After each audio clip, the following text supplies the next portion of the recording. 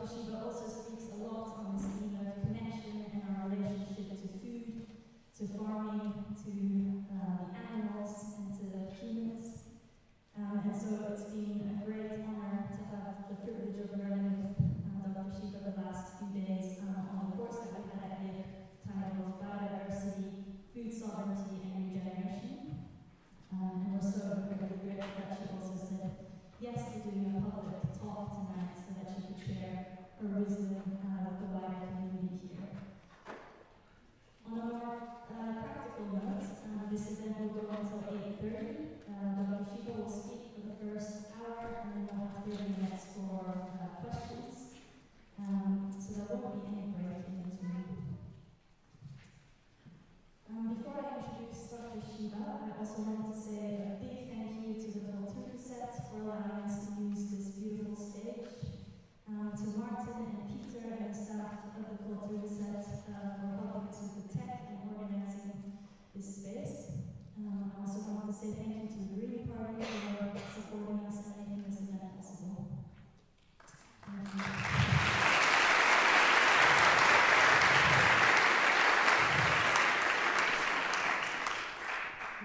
So now I have the great honor of introducing Dr. Vandana Shiva. Dr. Vandana Shiva is the daughter of a forest conservationist.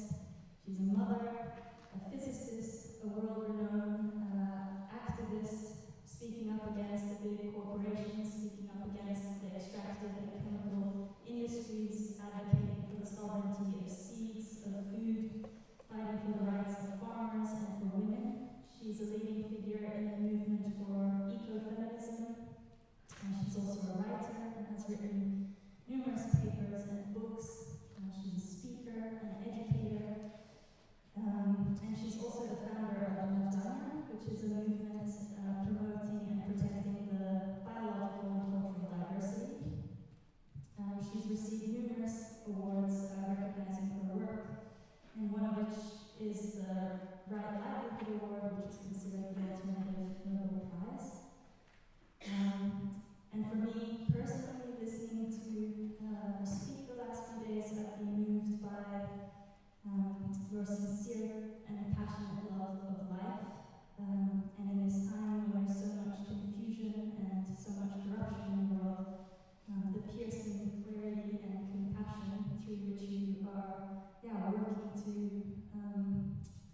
protect the freedom and the liberation of all life is truly inspiring for me, and I'm sure for all of us who are here.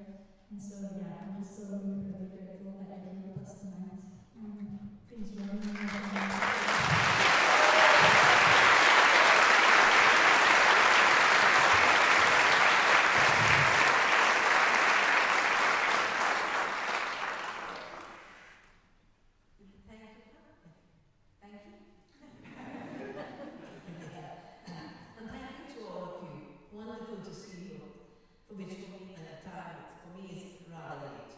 Because in India time is 4.5 hours ahead. So when they asked me for a title for the public talk, I said, real food, real farming. Because so much of the aggression in our times, every newspaper, every TV show, is talking about saving the world with fake food. Yeah? Just like half a century ago, they brought fake fertilizers, synthetic fertilizers, and said we won't be able to feed the world without fake fertilizers. And they synthesized nitrogen by fixing atmospheric nitrogen through burning fossil fuels. Then they said we won't save the world without having GMOs. And now they're saying we won't save the world without eating fake food. Now, if there wasn't a history of the consequences of fake narratives, on the one hand, and on the other hand, so much thinking in science, in practice, of what food is. This exercise of fakeness, of saying, those people who are financing this, because no one shifts to fake food on their own, no one shifts to GMOs on their own. These are always forced. So fake food will have to be forced. And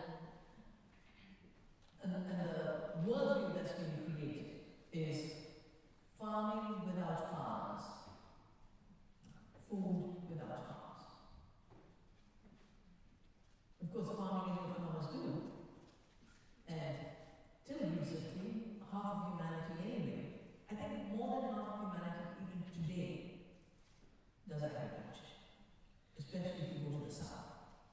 In India, they've been trying to force the farmers off the land ever since globalization and the Green Revolution, and yet 60% of Indians still are rural and live in the land, are farmers, are dependent on the land. So this farming without farmers and food without farms basically is food from labs. But food from labs doesn't come out of thin air. It still needs feedstock. And from the experience we have had, each escalation of the artificial is an escalation of external inputs. You use more resources, you use more energy to produce worse outputs. So India has had rethinking when I was busy doing quantum theory, I wasn't reading all this amazing stuff. But when the food question became urgent to me after 1984, when the Green Revolution in Punjab had led to so much destruction that the farmers rose in revolt. 15,000 people were killed in the conflict. What happened after that? Then the Golden Temple had to be invaded, which is a sacred shrine of the state. And that same year, pesticide plant, Union Carbide, leaked in the city of Bhopal, killed thousands. The gas just went through in the middle of the night, winter night, killing, and people are still dying. And 10 of my sisters have gone on a hunger strike to say, when will you bring justice to Bhopal? It's the women who do. This is 1984, we're in 2023. Next year will be 40 years. So these two things took me up, and I wanted to understand, so I started doing the revolution. And then I started to follow ecological farming, in which there's so many schools. I think the deepest thinking is in the biodynamic. The most organized practices are organic, because it's got inform, it's got standards, certification. It had Howard. Albert Howard was sent to India by the British in 1905 to improve Indian agriculture, because that's what the colonizers had to do, to always improve us. And he arrived, and he was a good scientist. And he could see with his eyes, these soils are so fertile. I cannot teach the peasants how to improve their practices. And he found the fields were full of insects, but there was no pest damage. So he said, I'm going to make the pest and the peasant my professor to learn good farming. As a result of which he wrote the book, The Agricultural Testament, which is what basically guides the organic movement. But we've been eating. Every being eats. To be alive means to eat. And when I started to investigate deeper more recently, I did a whole book on food and health and things. I went back to writings of people who were looking much more at the spiritual values of food, at the ecological values of food, and I just want to open by sharing some quotes. So I've come to the conclusion that the web of life is a food web. That food is a flow, it's a currency. Food is not stuff. Food is not a thing. Food is definitely not junk. And food is not a commodity. So the web of life is a food web, and the cycle of life is a food cycle, or the nutrition cycle. Everyone knows the nutrition cycle is life. It's a food cycle. And this is regenerative agriculture. So, in one of our missions, it says, Anna is food. A-N-N-A is a word for food in Hindi and Sanskrit. It says, for it is of Anna that indeed all beings are born. And it is from Anna that they obtain the necessary sustenance for living. And having lived, it is into Anna they merge at the end. And that's the soil. And the best is, everything is food. Every being is made of food, and every being is someone else's food. we realize we're part of the web of life. We are members of an earth family. And this, 300-400 years of craziness, of thinking we're top of the pyramid. Other beings are below us. They're just objects to be manipulated, objects to be exterminated and pushed to extinction. That thinking is actually not that old. That mechanical thinking began with Mr. Descartes and Mr. Bacon. And they were given the job of creating sciences of conquest. Bacon was the chancellor of England. And in the time when he was the chancellor, he was also in charge of the Inquisition, the witch hunts. So he took that whole interrogating the witches into a scientific method and said it's torture of nature that allows us to know the secrets. You've got to subjugate nature, you've got to make her a slave. And so we have a very violent way of thinking in a mechanistic way, and a reductionist way. Of course, the irony, I think often how, this level of arrogance then finds its answers. So Mr. Bacon died by stuffing snow into a chicken to see if he could preserve the chicken by filling it with snow. Mr. Bacon got influenced and he died, the chicken. So not a very, it's very brutal experiment in that, brutal empiricism. And the gentle empiricism that Gertie talked about, other scientists who really see the whole and see all the region. And I love this one. So do not look, food sustains life, do not look down upon another. That is the inviolable discipline of the one who knows prana, life, the breath, and life. And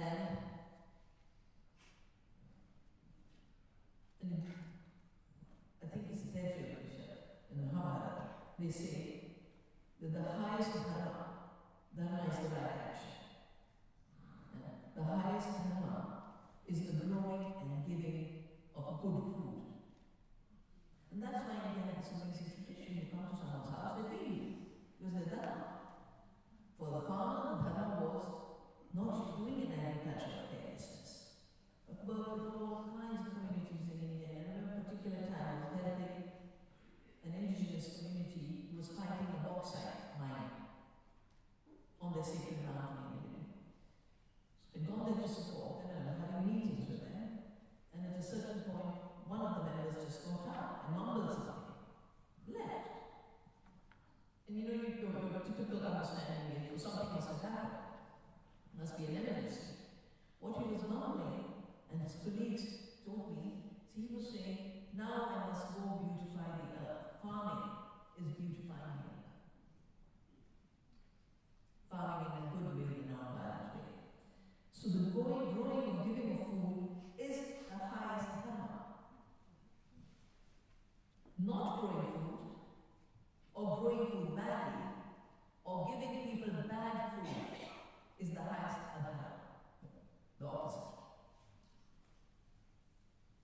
So we've of course messed up the food system. First it began with making fake fertilizers, because soil fertility is the living process of the living soil. Soil is living, and the life in the soil creates the soil fertility. This planet was a dead planet.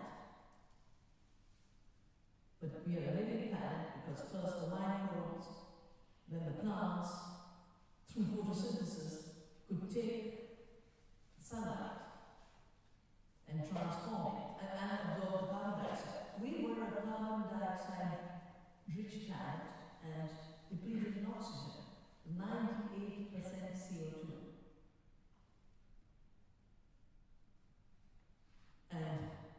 And just this photosynthesis process, the green leaf and microbes, took the sunlight, took the CO2, turned it into carbohydrates that many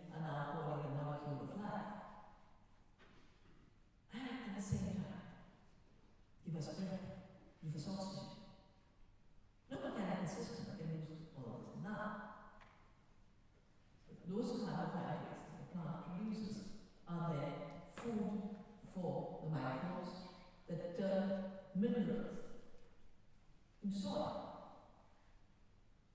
From the minerals they bring the nutrients to the plant, they get the energy from the carbohydrates, and then the plant's organic matter is recycled.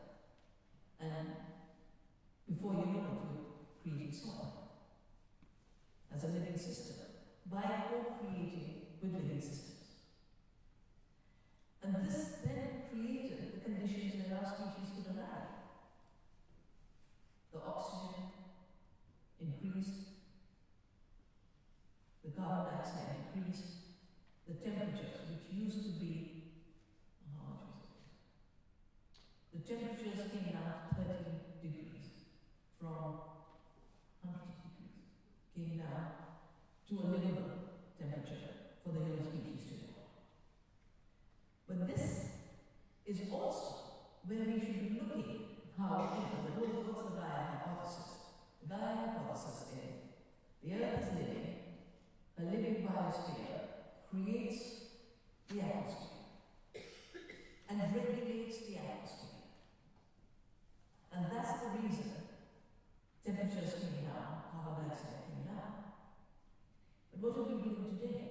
Industrial agriculture is a destruction of the biosphere and biodiversity, and the illusion that somehow fossil fuels will replace it. Because all synthetic fertilizers, the fossil fuel based, the national fertilizers, 1 kilogram of fertilizer uses 2 liters of diesel, and then it emits nitrous oxide. 90% is wasted, goes into the waters. And the soil organisms cannot live with the soil. So you have desertification. And these externalities, of course, one seen. We had people on the Green Revolution.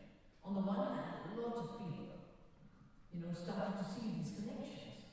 And on the other hand, those who had pushed the Green Revolution started to panic, because the narrative was, we feed the world with chemicals. And here in Punjab, the chemicals were ruining the land, killing the water. And our work has shown that, the synthetic fertilizer use then weakens the plant. You use 10 times more water, the plant is just water, absolute feast for pests. You get more pesticides, so you use more pesticides. Fertilizer use leads to pesticide use. And there's a cancer tree that leaves Punjab called the cancer tree. Its name is the cancer tree because of the heavy pesticide use. And yet, we're still being told, that they keep organizing in a new way. And right now, the way the pesticide industry has organized itself is called the crop life. It has nothing to do with crops, and has nothing to do with life. It's basically companies that produce toxic chemicals to kill insects, to kill plants, and human beings. Bhopal was human beings being killed by pesticides. 200,000 farmers die every year with a pesticide poison. So this is not a science of life. And they re-engineered their name from the agrochemical industry to the life sciences industry when they were starting to use GMOs or wanting to use GMOs. And that's the second attempt of creating, of basically finding a way to manipulate and substitute nature and substitute good farming by creating an unnecessary input. Synthetic fertilizers were the first unnecessary input. Manipulating seeds and plants to make GMOs in order to take patents was the second. And, people ask me, why are you against GMOs? I said, I'm not against GMOs, but I'm against blindly accepting something that is totally failed. As a scientist, a failed tool cannot constantly be retooled as a miracle. Mr. Gates has recently said the GMOs are miracle seeds, magic seeds that are feeding the world. But the two when this whole debate started in the 90s, and debate, the world and debate, the industry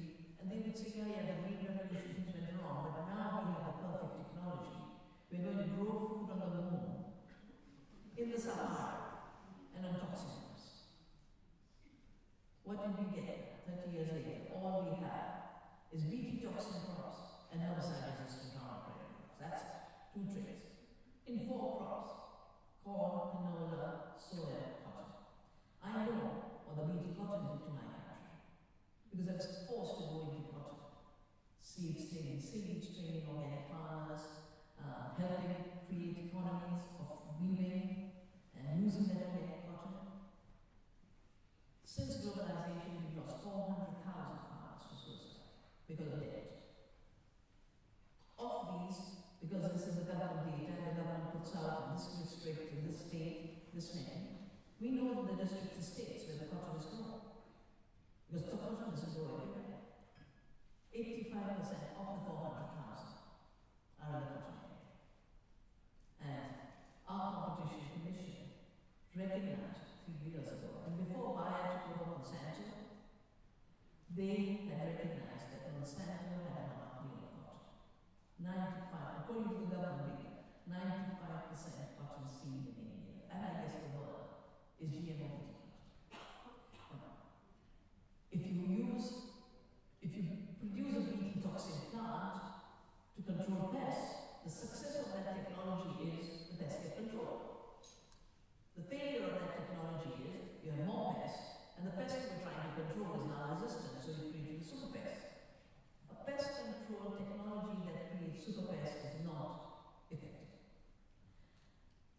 In the US, it was mainly Roundup-ready crops to spray more glyphosate, to kill all plants, Monsanto.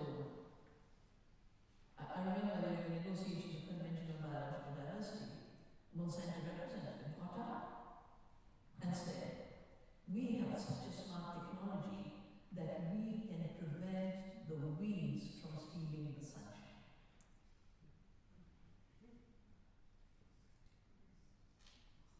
And for them, they're killing all biodiversity, except the 4 plants that they were using was basically a contribution. I think this is a very clear example of creating a product to kill life on Earth, the green leaf that is the basis of the whole cycle of food. Today, half the farmlands in the United States are overtaken by super weeds created by Roundup-ready crops. Because what was ignored was that plants are intelligent, bacteria are intelligent, and when an insects are intelligent, and this constant pressure leads intelligent organisms to evolve resistance.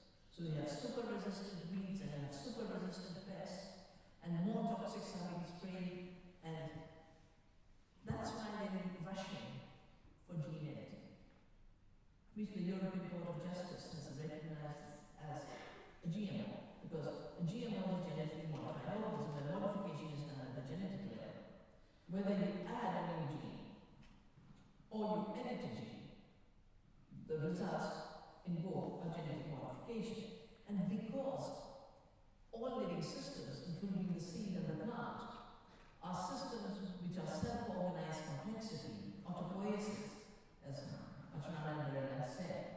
And self-organization means an amazing harmony at every level of the genome. Every element of the genome is linked to other elements of the genome. One gene, one trait is not true. All genes work together to produce one trait. And each gene contributes to multiple traits. Just a moment. Because it's not a linear one-to-one relationship. And they're now calling gene editing as precision breeding. There's nothing about breeding there. And it's definitely not precision.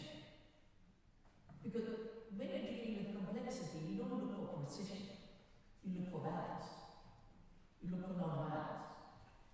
And already in the first year, and another interesting thing is, when molecular biology was created, the Rockefellers were funding the whole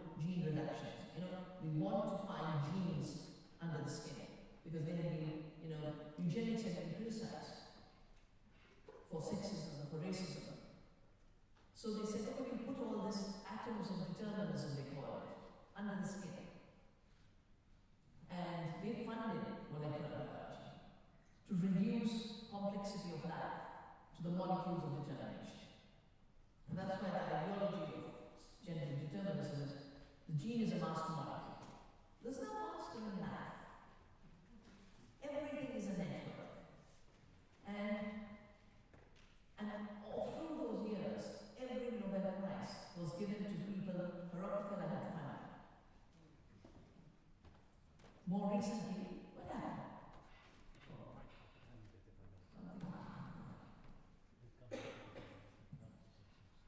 Is that better? Working? So Mr. Gates funded gene editing, the CRISPR-Cas9 technology. And it's interesting, CRISPR is really, that technology of absorbing virus is the way bacteria deal with virus. So they just feed saw on each of us and then appropriated it as their invention. And he funded the California scientists and the scientists in Cambridge. Then they started to fight. So he funded both to fight the patent. And he has a company called Editors that holds gene editing patents. And he got the Berkeley scientists the Nobel Prize. And this at the time when other scientists were finding out that it's such an imprecise and disruptive technology. Just give you one or two examples. It talks about precision, but a study found that 1,500 single nucleotide mutations took place in 100 larger deletions and insertions when one gene was edited. One gene. 1,500 unpredictable impacts. An increasing body of knowledge is showing there is total unpredictability in the outcome. I remember very clearly, they were trying to, in India we love the horns of cow, and biodynamic agriculture is so based on the cow horns. And we have festivals. On the 14th, we have the festival of the animals, not too popular. And they decorate the horns of the cows, and the cows are left free. You can't rope them in. They won't work. They're on holiday, and they go around beautiful, all over the place, beautifully decorated animals. And when you take animals and put them in a factory farm, those horns become a problem. They start fighting each other, just like the pig's tail becomes a problem in factory condition, and the beak of the chicken becomes a problem. So they burn newborn chickens. Beak. So they won't fight each other. They detail the pigs. So they create conditions of violence, and then do more violence to solve the problem, which can't be solved. Anyway, gene editing, some scientists in California said we will now gene edit a bull, we'll gene edit animals to be hornless for the meat industry, to have more bigger factory farms. But from somewhere in these gene edited animals, there was huge bacterial infection. And you cannot sell bacterial infected meat. So I remember this debate because they tried to get permission to sell it as for beef, and they were not allowed. So the imprecision is so known, and yet the desperation is so huge. Because why is gene editing being pushed? Gene editing is being pushed because not only can they not work with the old GMOs anymore, they're trying very hard to pretend their age. They're trying to pass it as a natural technology so that they can deregulate for biosafety and get out of linear. So once they get gene editing through as natural, it will not require safety. So there will be all the stuff happening in your food, and you won't know it. And you won't be able to make the choice that I don't want to eat this stuff, because it will not be natural.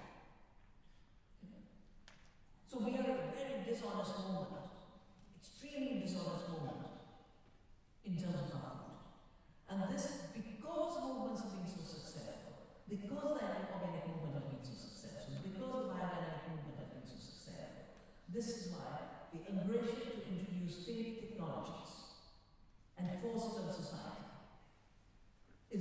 the single biggest agenda for the industry. When I say industry, I mean both the financial part of it and the biotech part of it, the part that wants to control the seed, and now to control the food. So synthetic fertilizers began the introduction of synthetic elements, artificial elements into the food system.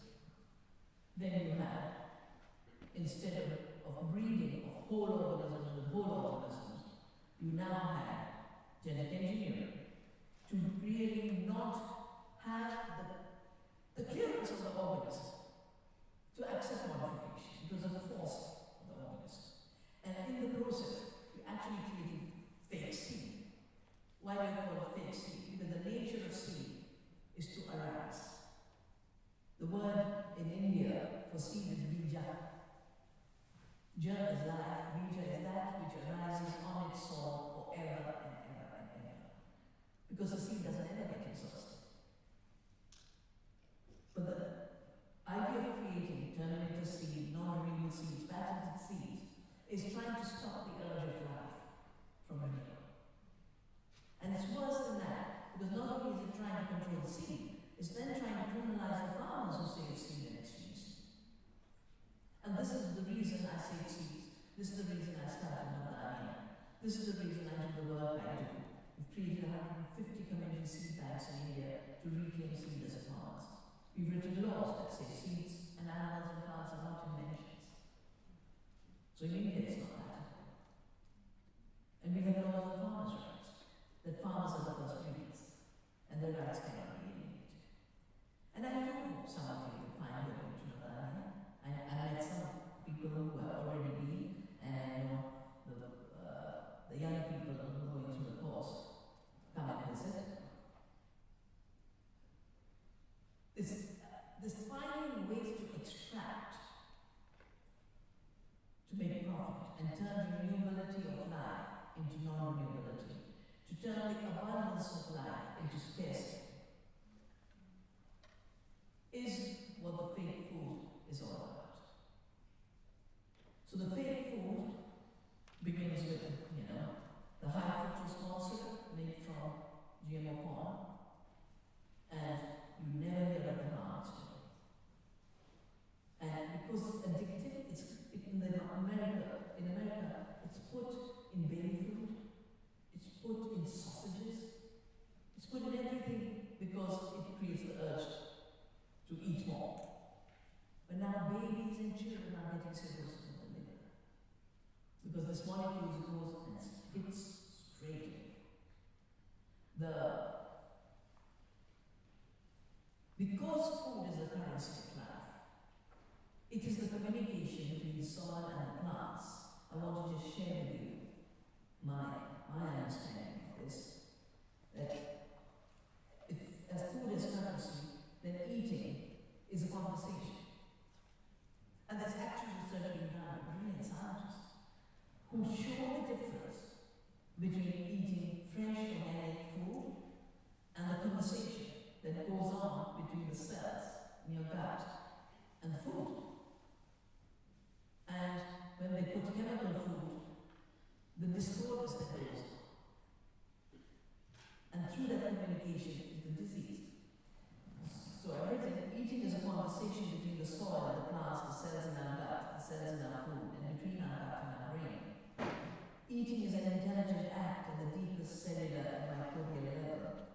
The cellular communication is the basis of health and well-being. It is also the root of disease. Poisoned food creates disease. We might be ignorant about the links between food and health, but our cells are more intelligent. Our body is more intelligent than the reductionist mechanical mind contemporary humans have developed, where we think of food as fuel and our body as a machine. When I go visit schools, the first question I ask children is, what is food? And because they learn it from textbooks, not from their grandmothers, they get up and say, food is the fuel that runs our bodies, which is a machine.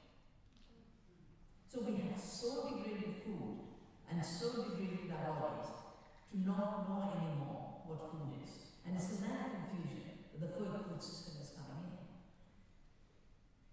High food responsibility was the first. Then you might have seen suddenly the Impossible Burger. The burger without meat. And the person who founded it, Pat Brown, his name is, said, I found the most ecological alternative. What does he use? GMO soya, which is killed the monarch butterfly. The glyphosate is causing disease. And he calls it an ecological alternative. And the Impossible Burger shows you the future towards which they are going, because they are looking at actually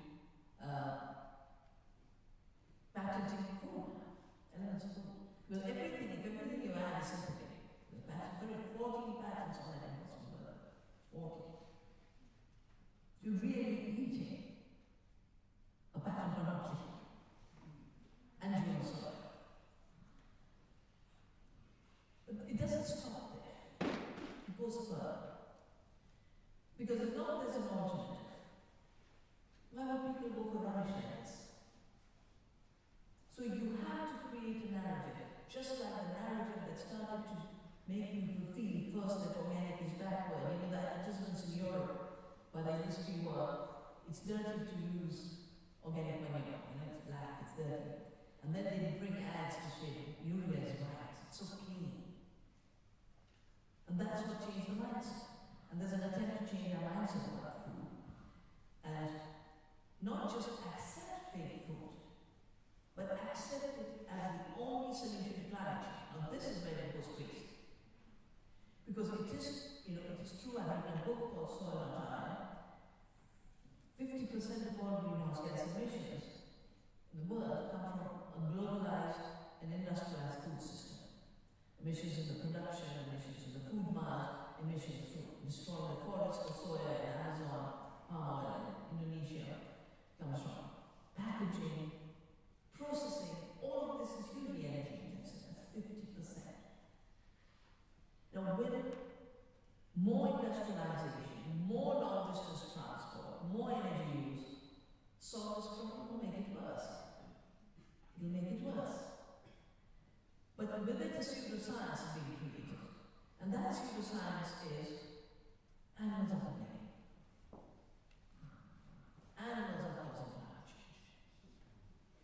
They're not. Because animals is part of the biosphere. Of course, they have short cycles of emitting a little bit of methane, but that methane comes back to the carbon cycle. And in 10 years' time, there's no methane. Otherwise, you know, in India, farmers used to have 20 to 30 head of cattle in each family.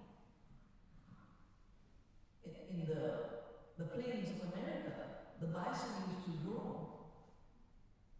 You have the reindeer.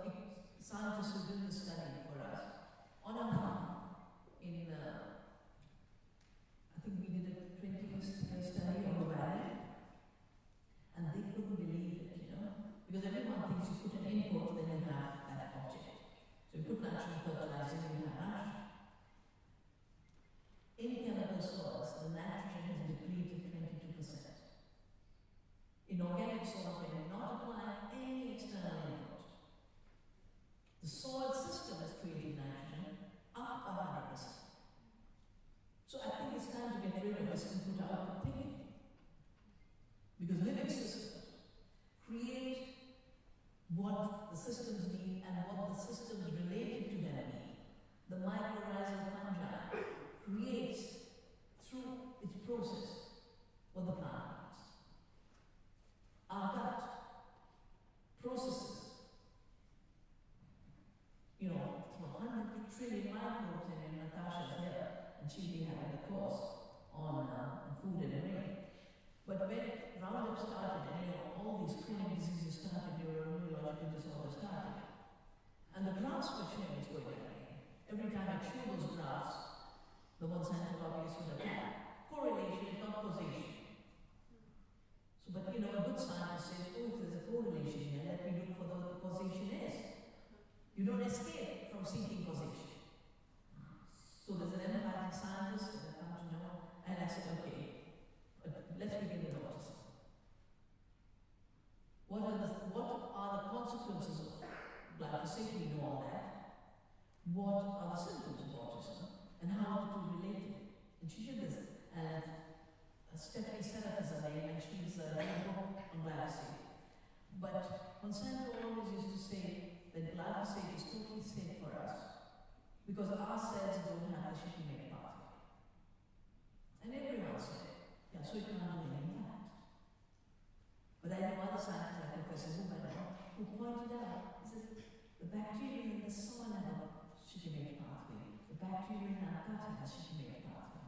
And this destruction by glyphosate is having huge increases. And your work, Natasha, is showing how much food is related to that. So our bacteria in our gut produce 3 aromatic amino acids: tryptophan, tyrosine, and phenylalanine through the shikimate pathway. Since our cells don't have the pathway, we have to have these bacteria in order to be able to process all this. These essential amino acids are precursors to the neurotransmitters, dopamine, serotonin, melatonin, and adrenaline, as well as thyroid hormone, folate, and vitamin E. The killing of gut bacteria leads to deficiencies in this important biological molecules and impairs our neurological function. Now, if your entire fake food will be using more GMOs, more Roundup, more synthetic chemicals added to pretend, like in the Impossible Burger, they actually made the fake blood while healing to make it look like meat. And I don't understand. I said, you don't want to eat meat, don't eat meat, there are lots of vegetables.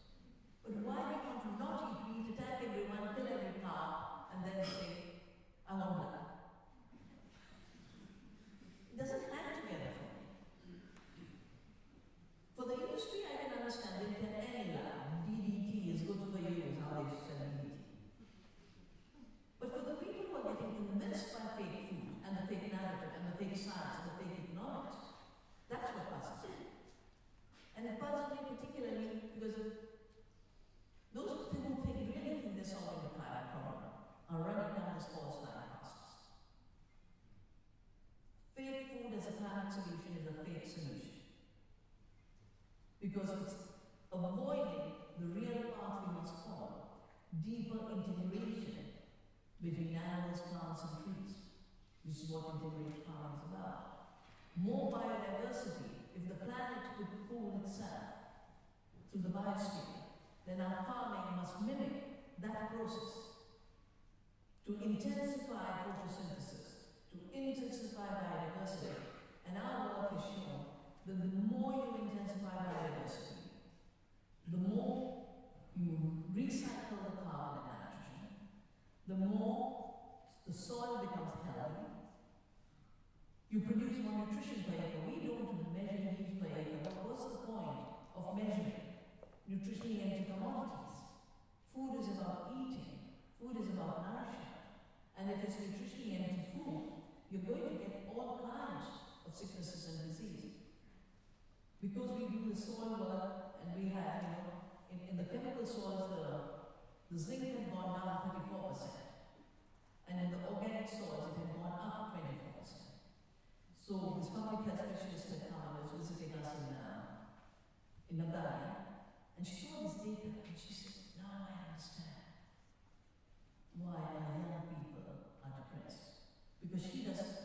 brain chemistry. And she found that half of Australia's teenagers were depressed. All of them had zinc deficiency. But if there's no zinc in your soil and there's zinc on your food, you will have zinc deficiency. You will have magnesium deficiency and attention deficit. Yeah? But the chemical world just wants another chemical solution for each of these things. So there's a British meta-study covering more than 400 studies that has found that organic foods can have up to 60% more beneficial nutrition than chemical food.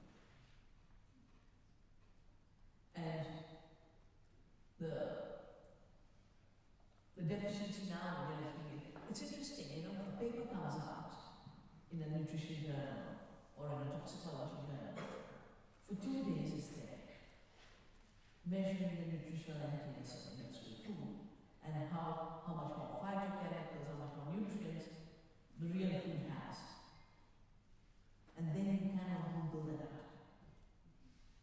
Just as much as when the whole issue of immunity came up, everyone, you know, organisms are healthy when they have immunity. Any organism.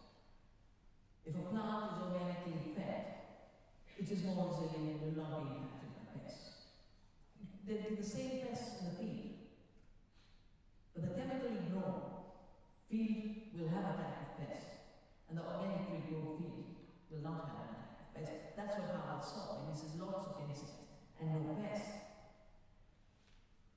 So we're growing more and more nutritionally empty commodities at higher and higher cost, and then we're turning it magically into cheap food.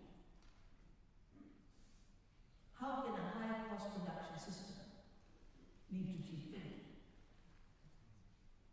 Because the structures of subsidies, the structures of trade, the structures of 400 billion is the agriculture subsidy that makes industrial food cheap enough to dump on third world countries. So they become dependent. Self-sufficient countries who were growing their own food are now important. And it takes one little instability in the world, one collapse of supply chains for people to have enough food. So, real food, real farming, for me, is the biggest climate solution. And we've done this work. When you have a climate disaster, what do you want? You want seeds that are resilient, and we've saved the seeds that are resilient. Climate tolerant, salt tolerant, flood tolerant, drought tolerant seeds. And they're able to survive and come back after a cyclone, after a drought. You want good resilience in the soil. Where there's a resilience in the soil come from? In a time where climate change is leading to more floods and more droughts. You need better holding of water. If your soil can hold more water, the flood is not severe. The flood is worse in areas where the soil has been totally barren. And if there's a drought, you want moisture in the soil. 1% organic matter holds 160%. Say 160,000 liters of water in it. The soil is water. Healthy living soils are a water reservoir. Healthy living soils are not just the resilience and adaptation to climate change, but they're the mitigation. And now so many studies are being done. On an average, basically they're showing that if you stop fossil fuel use, in 10 years we can draw down the excess carbon dioxide through intensifying the biosphere's capacity to do photosynthesis. And the more the fungal population, the more the photosynthesis increases. So we're in a very exciting moment where the real science is backing real food and real farming, making connections between the soil and our gut, making connections between the biodiversity outside and the biodiversity within us, not just the biodiversity in our gut microbiome, but increasingly what's really inspiring me is the shift that is taking place from what I have called the monoculture of the mind. The monoculture of the mind thinks of only one value. Soybean is a value, just go soy. Finish off the prairies, just go GM soy. BT cotton, make everything BT cotton. Eucalyptus, plant eucalyptus plantations. And this monoculture of the mind is what is destroyed by diversity. But that's not how minds are. Minds, because they are the relational world that's in constant co-creation. This biodiverse world has a biodiverse mind, and we have biodiverse minds. The ability to see in the whole as well as analyzing the small. That's what good science is about, to see the system and then look at the part. But the illusion is when you only look at the part and deny the whole. That's where the destruction starts to happen. And that destruction is, of course, destroying the earth, but worse. It is, I often feel that the vicious way in which the poison vapors who are killing life on earth attack those who are protecting life on earth is like contemporary witch hunts. 1493 was the papal bull that justified paralysis. Going and take over the territories on our behalf. But I always joke and say, at that time at least there was a god, and then there was a pope, and then below the pope were the kings and queens, and then the kings and queens found adventurers like Columbus. What do we have now? The corporations are the creators, they play God. They are the government, they hijack the governments. They are kings and queens, they run everything. And they are the merchant adventurers and the pirates of our time. Just more sophisticated, it's the same old thing. And the fact that, the best practices of organic or biodynamic harvest, I will be going to Batavia for the big celebrations in February. I think I have to speak on February 1st. Because everywhere the biodynamic movement is being attacked. In France, in Italy, cases are being found. When you say your food is healthier, you are misleading the public. So we are living in very Orwellian times. Lies are truth, and truth are lies. Health is sickness, and sickness is health. So in this moment, the real becomes an awakening. Of course, the real can be terribly troublesome in a mechanistic reductionist view, because in a mechanistic view, we are separate from nature. Everything is a machine, everything is an object.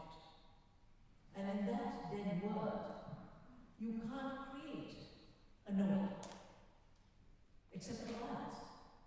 That's why Bacon suggested violence, torture of nature. But in a living world, knowledge is interaction and dialogue, like food is a conversation. Knowing is a conversation between self-organized intelligent beings. And at this time, there's so many crises are converging, which actually have the same roots. The same problem, the same fossil fuel world creates climate change. The same fossil fuel, chemical, causes extinction of species. Because if insecticides are sprayed to kill insects, insects will disappear.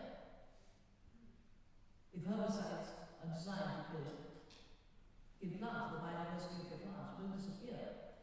So, the real is the real lived relationships in a living world. Then the epistemological gap doesn't happen.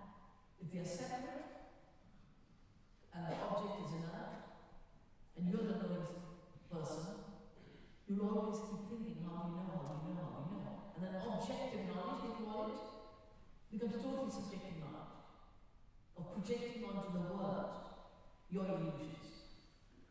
But in the real world, life itself is the teacher. In the real world, intelligence is distributed. And there's such amazing work being done on intelligence of bacteria, intelligence of plants, intelligence of animals, intelligence of soil organisms. The mycorrhizal fungi is an intelligent organism that's making choices at every moment. What mineral to take up, what toxics to reject. And in this world,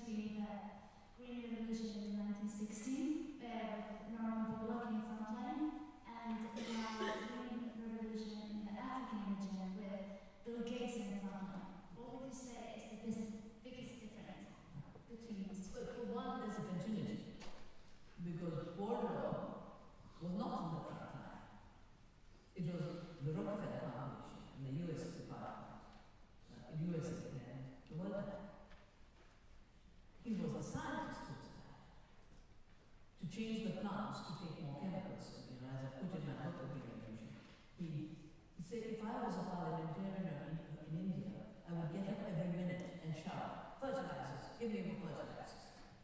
And Mr. Bill Gates is saying exactly the same right now. I love fertilizers. At a time when everyone knows the high cost of synthetic fertilizers. I think the only difference is India's a large subcontinent, but the World Bank and Rockefeller zoomed in on Punjab, which is the most fertile and prosperous area. In the case of Africa, they wanted to cover all of Africa because they had to do two things. First is shift from ecological farming to fertilizer-based, synthetic fertilizer. And second, the seed system. You know, in India we had a very highly organized seed system, including government institutions, including private industry. But Africa, most of the seed system is farmer seed system. So in order to capture that, they have to commercialize the seed. So right now they are not pushing GMO seeds. They're pushing commercialization of the seed system and making local seed illegal. I've been to Africa 2 or 3 times because law after law is brought. I think in Ghana they just tried it. In another South African country, making farmer seed saving illegal. And you know, this is the reason I started Navdanya. I said, no, saving seed is our highest duty. How can our duty be converted into a crime? I will not accept that. So, you know, and then they tried it in Europe. I think it was 2015, where they brought a law called, they brought a draft law called the plant propagation law. And my friends in the European Parliament started to ask me, so is this law that's come? We can't understand what it's about. We don't know if it's about seed. So they sent me the text. I wrote back to them immediately and I said it is a seed law. It's a law to prohibit. In seeds that are not registered, but you know, your systems are national systems. Sweden decides what's in the register. Italy decides what's in the register. But this new law would have required a Greek farmer on a small island, or someone in the Tuscan hills who's going ancient Greek to come to Brussels to take permission for the plant. So I wrote 1,200 corrections, sent it back to the Parliament, and then we did a pilgrimage. We did a seed pilgrimage, a very powerful pilgrimage. You know, in the southern parts, the Mediterranean parts we have reached, started from Greece, Italy to France. And that law is in deep freeze right now. What should be in deep freeze is the swirl part, ice, which is where Mr. Gates has put the seeds. But that's meant. The films are being made on Navdanya's philosophy of living seed, conserving it by bringing it out, and the swirl of freezing it. And that's the 2 reasons why it won't work. Because we work with seed, and we know what it takes to take this much seed, to multiply it enough to give it to 10 farmers. And these little packages that are in the doomsday mall cannot be multiplied fast enough, if there is a disaster. And I said, anyway, that ice is melting in climate change. You know? So how far will they be able to save those seeds? But the reason these seeds are not valuable for multiplying. They are valuable for digital mapping. So there's gene editing, which is the manipulation of the plant. But there's digital mapping, which is Mr. Gates' attempt to own the seed through digital maps. So these little packages have it. This corn is drought tolerant, it matures in 2 months, and it has this flavor. But you just have to do a general map, and it's like creating it. And this is how most new patterns are being taken, through digital mapping. Thank you.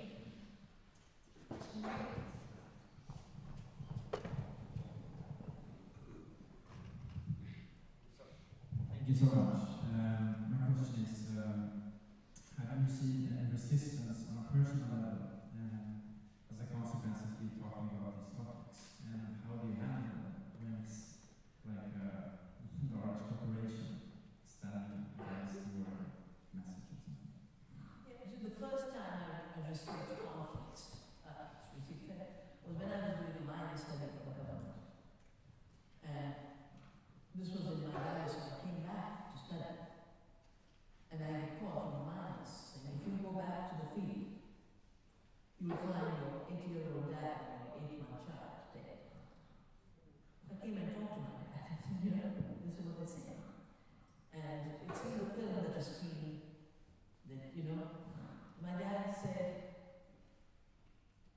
duty, following your conscience, is your highest goal.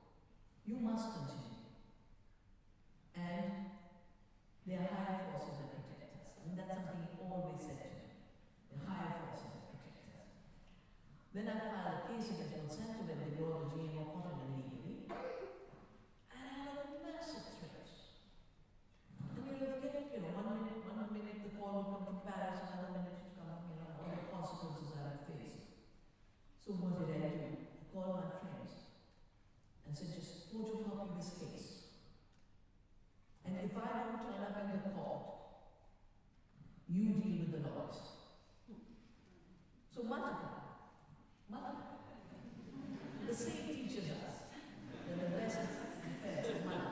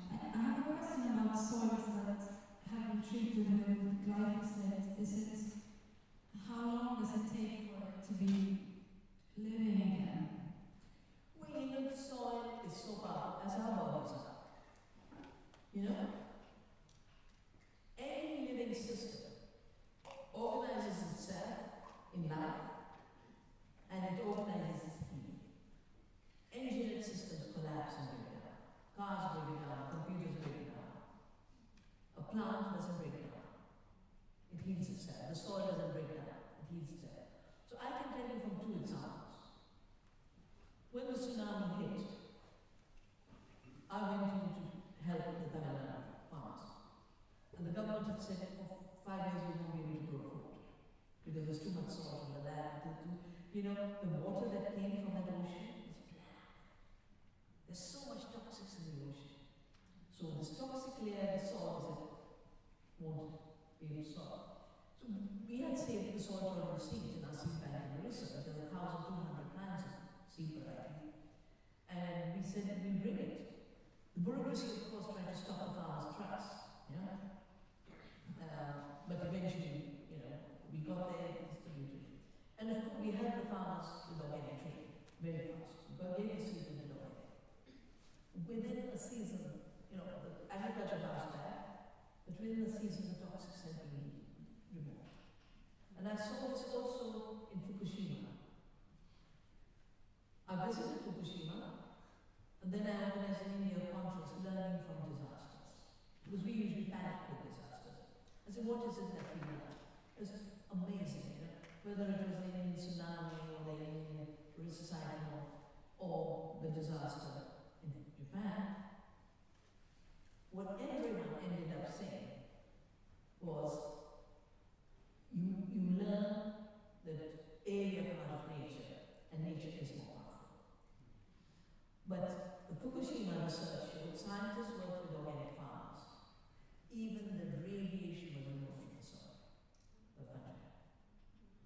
So I think in the course there was a question about trust.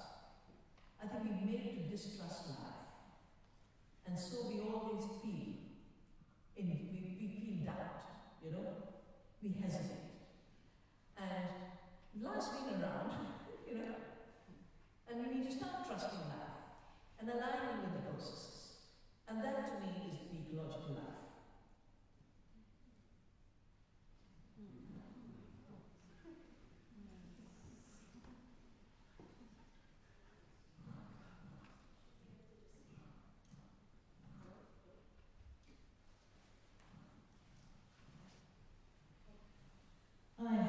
Thank you for everything.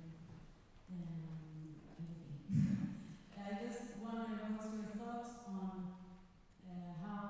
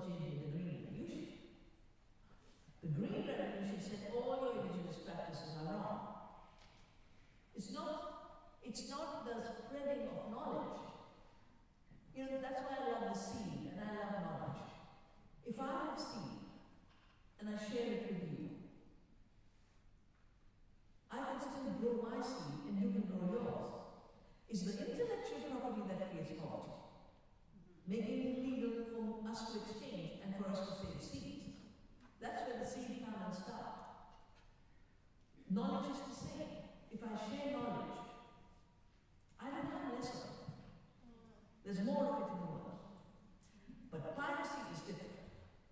Yeah? If Steiner came to India and then came and said, totally my invention and I have intellectual property on it, and then prohibited the Indians who were using those same techniques in an earlier way, prevent them, that would be criminal. And that's what the seed industry is doing, that's what the chemical industry is doing. They steal our seeds, they steal our knowledge, that's what I call biopiracy. And then they use intellectual property. They take intellectual property by stealing, and then say, I invented it, and a patent prevents anyone else from making, using, developing the patented, whatever is patented.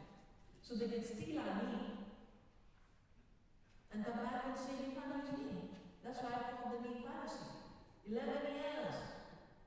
11 years we fought the US government and WRAs and defeated them.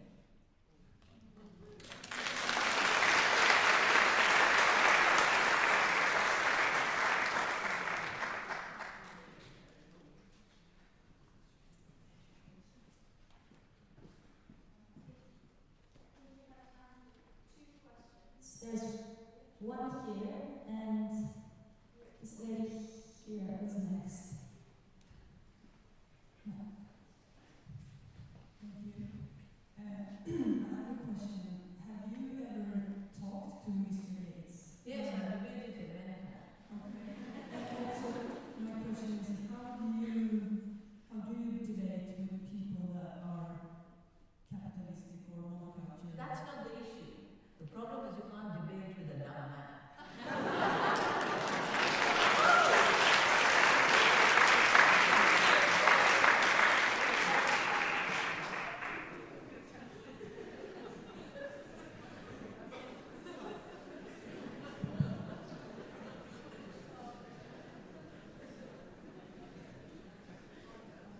Hello. Thank you so much. I'm deeply touched by everything you said and by the wisdom you share. I just want to ask, being, in a wealthy country, educated, being probably active, we in the public here, we in the audience, what would you advise us to do? I don't advise, but I share. And what if I was here in Sweden today, with all the qualities that you have said, the first thing I would do is build a strong movement of real farmers, real food.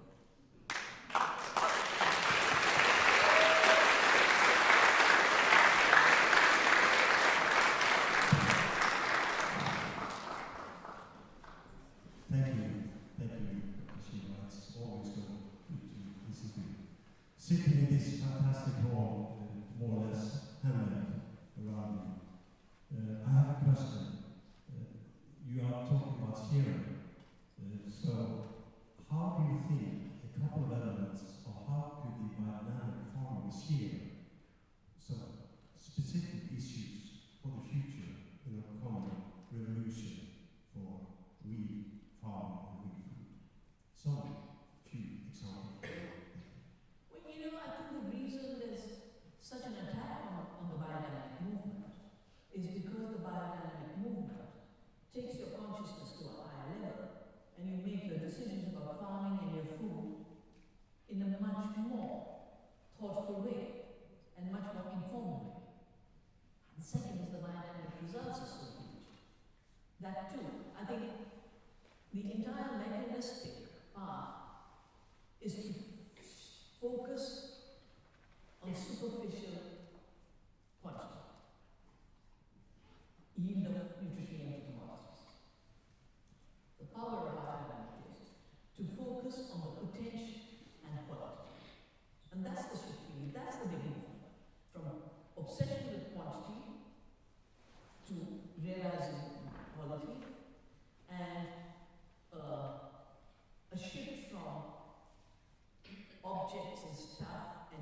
essentialism and inertness and staticness to a world of flow, of potential, of interaction and honesty.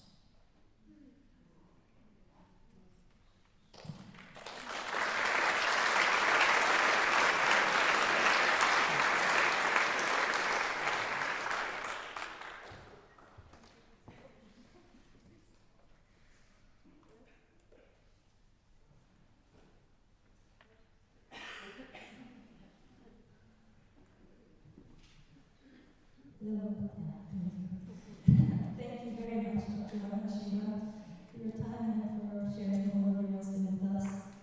I saw that there were more questions, but unfortunately we're out of time for today. And I just want to offer a small token of our gratitude. It's from the land here, because food is the currency of life, and this is water from the birch trees to keep you hydrated.